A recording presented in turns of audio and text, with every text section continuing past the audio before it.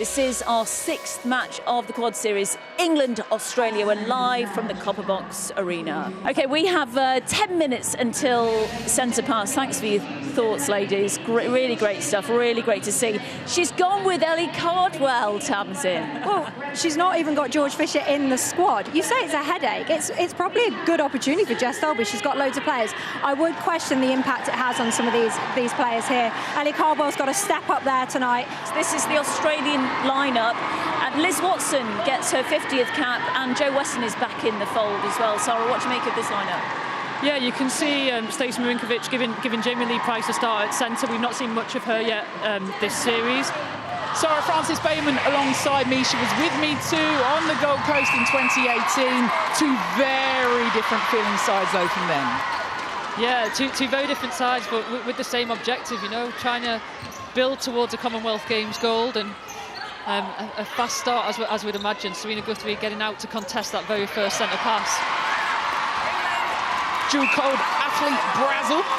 She's been very much standing tall throughout this series so far.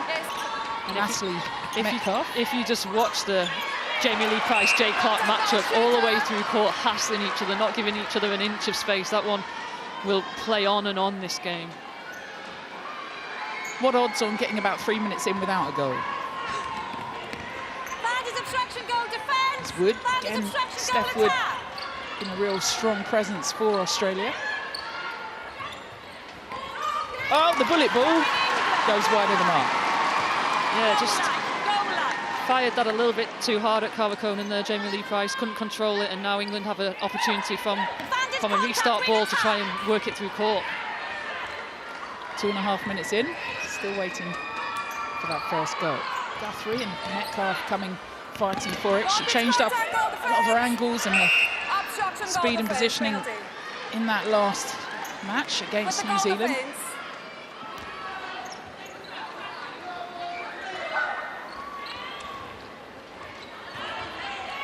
Nat Metcalf there, just with the give and go, using her pace to get around Jamie Lee Price onto the circle edge.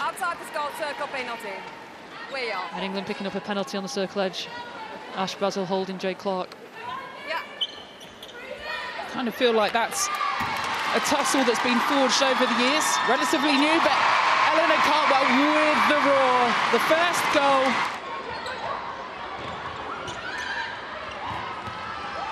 Still well drilled Australia, we know, but there's a bit more flair and love in there. Yeah, there is, and you know, another good interception there from Clow, and Ellie Cardwell will want to get front position.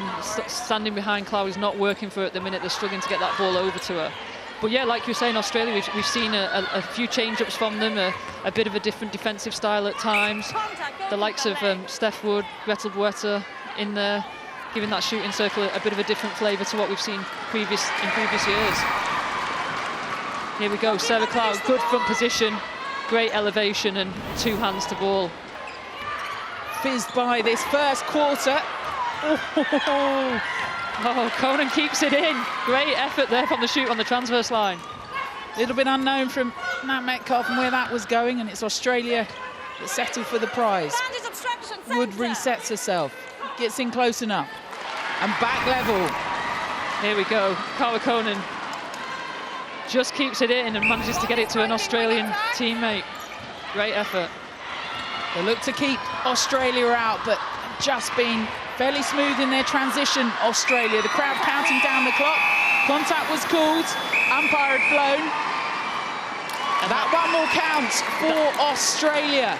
And that'll be frustrating for England, a goal after the whistle. Quarter time, Australia with the lead.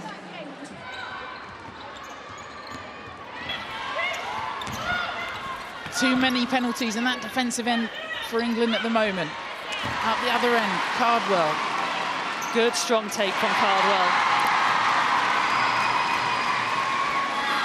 Just playing her into the space and allowing Ellie Cardwell to do the rest. Felt like it took an age to get back to Guthrie in that centre pass, but look at the space then that Cardwell finds straight through the middle, clean as you like, back to two.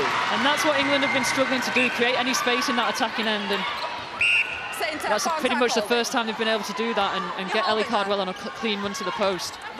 Now Cobden arms up, trying to get involved.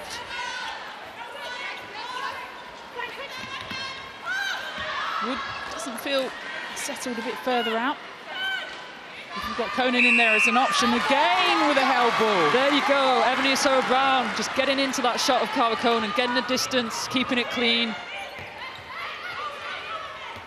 And this is what England are looking for. Keep Steph Wood out the circle, keep her working out here, and try and prevent her penetrating and being creative in that circle. Compton had a go at the block. Wood out with the crane.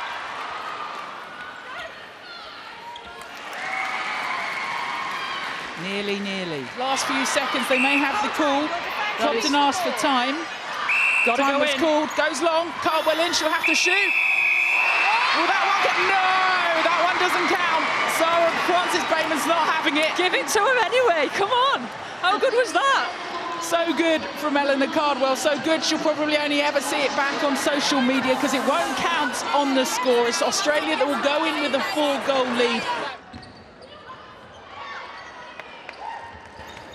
Cardwell, there was the whoop whoop from Helen Housby, the call was heard, the call delivered, and as does Housby. Yeah, great confidence from Cardwell, just letting that go from distance. We've liked seeing Greta with the goal shooter bib on, in that goal attack position, which she's been a little bit familiar with in terms of Australian Diamonds, but she was a real threat with that goal shooter bib on too. Yeah, I mean, she's got great height, although they couldn't use it there. Guska just up in front and getting clean ball off it. Oh, and there she is. She doesn't like being rattled and responds accordingly. Yeah, great response from Greta Bueta, got on defence really quickly and got it back for the team. One for the team and one off, but there's the Ranger. Jiva Mental barrels up and through, and Gusketh couldn't get it, but the call goes against, and England have it. Of all the things to call, it was an offside call. Gusketh and Garvin just barreled into each other, and it was Liz Watson who got a call against her. Oh, could she reach that? No, not even the range of Helen Housby can stick it. Right idea. The voice of current Scotland assistant coach, Sarah Francis-Bateman, has known her own head-to-heads with Australia over the time with England. At the moment, Australia just edging ahead again. They were asking maybe for a bit more of that from Drakeford Lewis. She's used to being in the circle, but in that wing attack possession to try and be a bit freer with it.